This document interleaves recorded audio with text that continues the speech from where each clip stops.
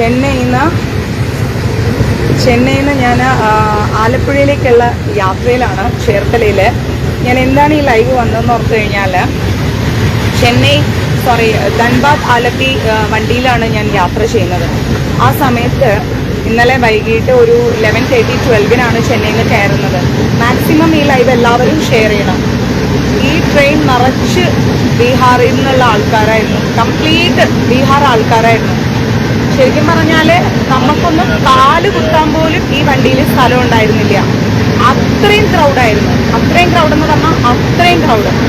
ഒരു മനുഷ്യൻ, അതായത് ഏതെങ്കിലും ഒരു വ്യക്തി, നിങ്ങൾക്ക് എല്ലാവർക്കും പാരൻസ് ഉണ്ടല്ലേ, ഏതെങ്കിലും ഒരു വ്യക്തിക്ക് ഒരു 60 വയസ്സിന് മുകളിലുള്ള ഒരു സീനിയർ സിറ്റിസൺ ഈ വണ്ടിയിൽ കയറുകയാണെങ്കിൽ, ഈ ധൻബാദ് ആലപ്പി വണ്ടിയിൽ കയറുകയാണെങ്കിൽ, അവർ ബുക്ക് ചെയ്ത ടിക്കറ്റുമായിട്ടാണ് കയറുന്നതെങ്കിൽ, ഈ അന്യസംസ്ഥാന തൊഴിലാളികളുടെ പെർമിഷൻ ഇല്ലാതെ നമ്മൾക്ക് യാത്ര ചെയ്യാൻ പറ്റില്ല എന്നുള്ള അവസ്ഥയാണ്.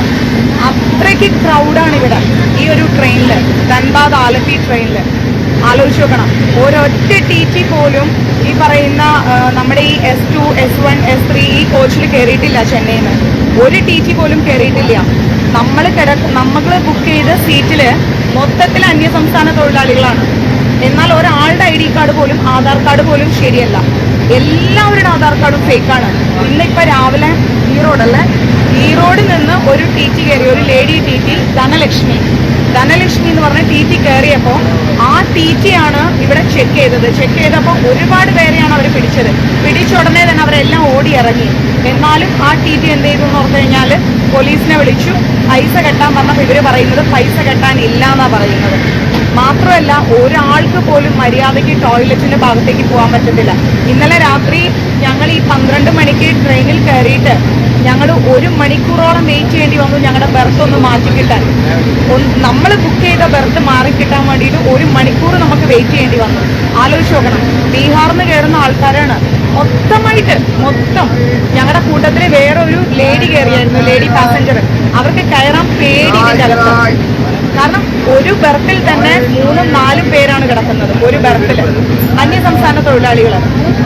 ഇവരാണ് നമ്മുടെ കേരളത്തിലേക്കും തമിഴ്നാട്ടിലേക്കും വന്നിട്ട് ജോലി ചെയ്തിട്ട് നല്ല പൈസ മേടിച്ചിട്ട് ഇവർ പോകുന്നുണ്ട്. പക്ഷേ ഇവര് മര്യാദയ്ക്ക് ഒരു ഫൈൻ കെട്ടാൻ ഇവർ റെഡിയല്ല. പിടിച്ചപ്പോഴേക്ക് ഇവർ ഓടി ഇറങ്ങുകയാണ് ചെയ്യുന്നത്. ഓടുന്ന ട്രെയിനിൽ നിന്ന് ചാടി ഇറങ്ങി പോവുകയാണ് ചെയ്യുന്നത്. അല്ലെങ്കിൽ ഇവർ അങ്ങോട്ടും ഇങ്ങോട്ടും പോകും. ഒരാൾക്ക് പോലും എന്താ പറയുക, ഇത് ഞാൻ നേരിൽ കണ്ട ഒരു കാര്യമാണ്. ഒരാൾക്ക് പോലും ഇവർക്കിടയിലേക്ക് വന്നിട്ട്, കാരണം ഇവരെല്ലാം കൂട്ടം കൂടി നിൽക്കുകയാണ്. നമുക്കൊന്ന് ബാത്റൂം പോകാൻ, നിങ്ങൾക്കറിയാം, രാത്രി ഇന്നലെ ഒരു 11:30 മണി മുതൽ ഞങ്ങൾ ഇതുവരേക്കും, ഈ സമയം വരേക്കും വാഷ്റൂമിൽ പോയിട്ടില്ല. പിന്നെ ഞങ്ങൾ വെളുപ്പിനെ ഒരു 3 മണിക്ക് വാഷ്റൂമിൽ പോകാൻ നിന്നപ്പോഴേക്കും ആ ഭാഗത്തേക്ക് അവർ മാറിത്തരുന്നില്ല. ഒരാളും മാറിത്തരുന്നില്ല. ഞാൻ ചോദിക്കട്ടെ, ഒരു പ്രായപ്പെട്ട ഒരു അമ്മയോ അച്ഛനോ ഒരു സീനിയർ സിറ്റിസൺസോ കയറുകയാണെങ്കിൽ ഉള്ള അവസ്ഥ നിങ്ങളൊന്ന് ആലോചിച്ച് നോക്ക്. അവരെങ്ങനെ ബാത്റൂമിൽ പോകും?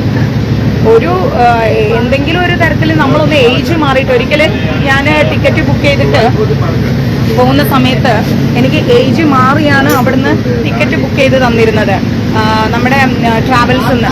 അപ്പോൾ അദ്ദേഹം എൻ്റെ അടുത്ത് പറഞ്ഞു, സോറി, ഞാൻ സീനിയർ സിറ്റിസൺ കോട്ടയിലായി പോയി ചെയ്തു പോയെന്ന് പറഞ്ഞു. ഞാനത് TTയെ ഇൻഫോം ചെയ്തു.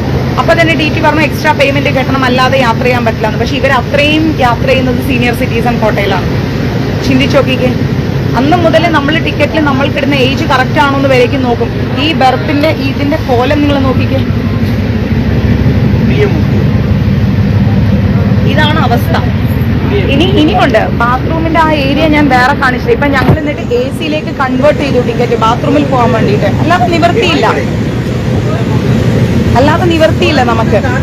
ഈ റോഡിൽ നിന്ന് ഒരു ധനലക്ഷ്മി എന്ന് പറയുന്ന ഒരു മാക്സിമം നിങ്ങൾ ഈ ലൈവ് ഷെയർ ചെയ്യണം. കാരണം അത്രയ്ക്ക് ഈ അന്യസംസ്ഥാന തൊഴിലാളികൾ കിടന്നിട്ട് നമ്മളെ പോലെയുള്ള ഒരു ലേഡീസ് പോലും യാത്ര ചെയ്യാൻ പറ്റുന്നില്ല. എന്തെല്ലാം പ്രശ്നങ്ങളാണ് കേരളത്തിൽ ഇവർ കാരണം ഉണ്ടായിരിക്കുന്നത്.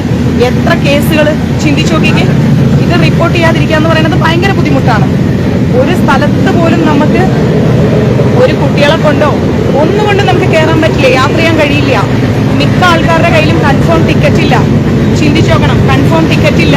അതുപോലെ തന്നെ മദ്യം, പാൻപരാഗ്, ഒരു ട്രെയിനിന്റെ അവസ്ഥയാണിത്.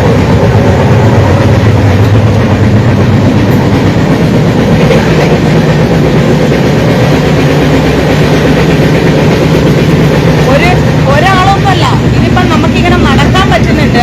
ഇതുവരേക്കും ഞങ്ങൾക്കറിയോ ഈ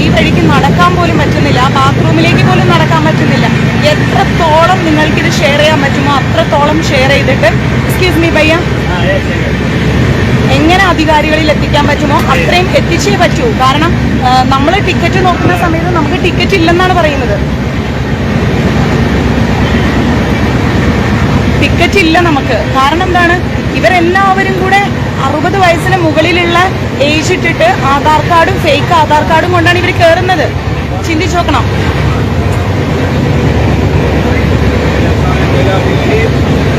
ഫേക്ക് ആധാർ കാർഡുമായിട്ട് കയറിയിട്ട് നമുക്ക് സീറ്റില്ല. യാത്ര ചെയ്യാൻ വേണ്ടിയിട്ട് സീനിയർ സിറ്റിസൺസിന് സീറ്റില്ല. ബൈ B6 उधर से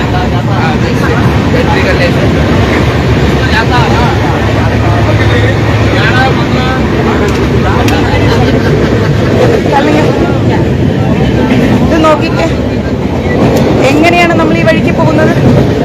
കണ്ടോ,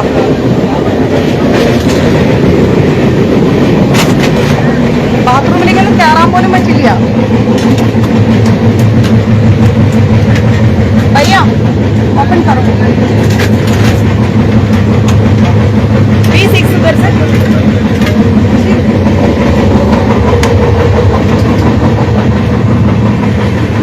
നമ്മളിപ്പോ AC-യിലേക്ക് കൺവേർട്ട് ചെയ്തു. ഒന്ന് ഫ്രഷ് ചെയ്യാൻ വേണ്ടിയിട്ട്, ഒന്ന് കുളിക്കാൻ, ഒന്ന് AC-യിലേക്ക് കൺവേർട്ട് ചെയ്യാൻ. ഭയ്യ B6 किधर से ഒന്ന് കൺവേർട്ട് ചെയ്തിട്ടാണ് നമ്മൾ പോകുന്നത്. ചിന്തിച്ചു നോക്കിക്കേ, എത്രത്തോളം ഷെയർ ചെയ്യാൻ പറ്റും അത്രത്തോളം. കാരണം എന്ന് വെച്ച് കഴിഞ്ഞാൽ ഒരു മനുഷ്യന്റെ കയ്യിൽ ഇതിൽ ആധാർ കാർഡ് ഇല്ല. നിങ്ങൾ ആലോചിച്ച് നോക്കണം, ഒരൊറ്റ മനുഷ്യന്റെ കയ്യിൽ. എന്നിട്ട് ഇവരോട് പൈസ ചോദിച്ചു കഴിഞ്ഞാൽ ഇവർ പറയുന്നത് എന്ന് വെച്ച് കഴിഞ്ഞാൽ കാശില്ലെന്ന്. ചെന്നൈയിൽ നിന്ന് ഒരൊറ്റ TT കയറുന്നില്ല ഈ വണ്ടിയിൽ. ധൻബാദ് ആലപ്പി വണ്ടിയിൽ ഒറ്റ TT ചെന്നൈയിൽ നിന്ന് കയറുന്നില്ല. ഇന്നലെ രാത്രി ഞങ്ങൾ 1 മണിക്കൂർ നിന്നിട്ടാണ് ഇവർ നമ്മുടെ ബർത്ത് മാറിത്തരുന്നത്. എന്നിട്ട് 2 ബർത്തിന്റെ ഇടയിലാണ് ഇവർ കയറി കിടക്കുന്നത്.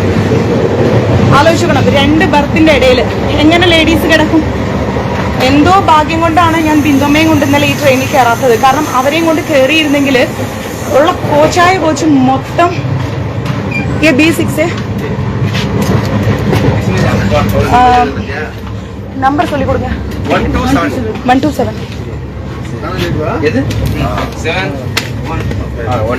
ഇന്നലെ രാത്രി നമുക്ക് ഒരിക്കലും ഒന്ന് ഉറങ്ങാൻ പോലും നമുക്ക് ശരിക്കും പറ്റിയിട്ടില്ല. അതുകൊണ്ട് തന്നെ ഈ ഒരു കാര്യത്തില് മാക്സിമം നിങ്ങൾ ഷെയർ ചെയ്യാൻ. 127 உங்களுக்கு 7 1 दो 2 दो മിഡിൽ 1 2 1 കീഴെ മിഡിൽ 2. അപ്പോൾ എത്രത്തോളം നിങ്ങൾക്ക് ഷെയർ ചെയ്യാൻ പറ്റും അത്രത്തോളം ഷെയർ ചെയ്യുക. കാരണം ഒരു കാരണവശാലും ഈ ധൻബാദ് ആലപ്പി വണ്ടിയിൽ സ്ത്രീകൾക്ക് കയറാൻ പറ്റത്തില്ല. ഇത് ബീഹാർ. നിങ്ങൾക്കറിയോ, ഞങ്ങളൊന്ന് ഫ്രഷ് ആവാൻ വേണ്ടിയിട്ടാണ് ഇപ്പം AC-യിലേക്ക് കൺവേർട്ട് ചെയ്തിരിക്കുന്നത്.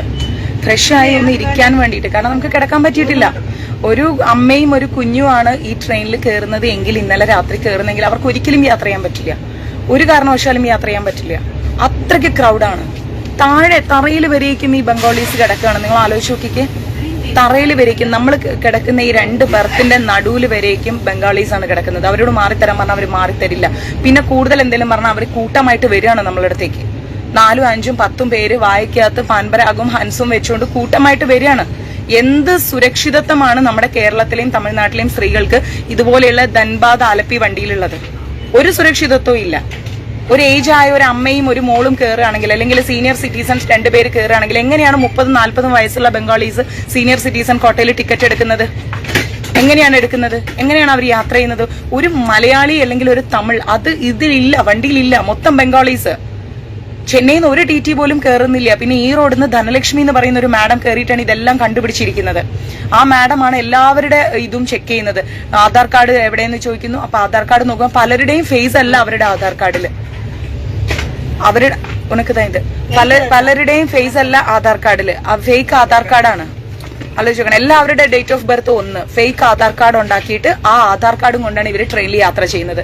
ശരിക്കും പറഞ്ഞാൽ നമ്മുടെ കേന്ദ്ര സർക്കാരിനെ ഇവര് വഞ്ചിക്കല്ലേ ചെയ്യുന്നത്? കേന്ദ്ര ഗവൺമെന്റിനെ 1 രൂപ ഉണ്ടെങ്കിൽ ആ 1 രൂപ നമ്മുടെ രാജ്യത്തിന് കിട്ടേണ്ടത് ഇവർ എത്ര അന്തസ്സായിട്ടാണ് ഇവർ കണ്ണിന്റെ, നമ്മൾ പറയില്ലേ മൂക്കിന്റെ താഴെ വഞ്ചിക്കാന്ന് കേട്ടിട്ടില്ലേ? അതേപോലെയാണ് ഇവർ വഞ്ചിച്ചുകൊണ്ടിരിക്കുന്നത്.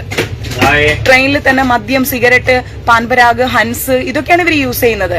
ബാത്റൂമിന്റെ അവിടേക്ക് ഒരു ലേഡീസ് ആണ് രാത്രി പോകുന്നത്. മിഡ് നൈറ്റിൽ 2 മണിക്ക് നമുക്ക് യൂറിൻ പോകാൻ പറ്റാതെ നമ്മൾ നടന്നു പോകുമ്പോൾ വഴിയിലെല്ലാം ആൾക്കാർ കിടക്കുകയാണ്.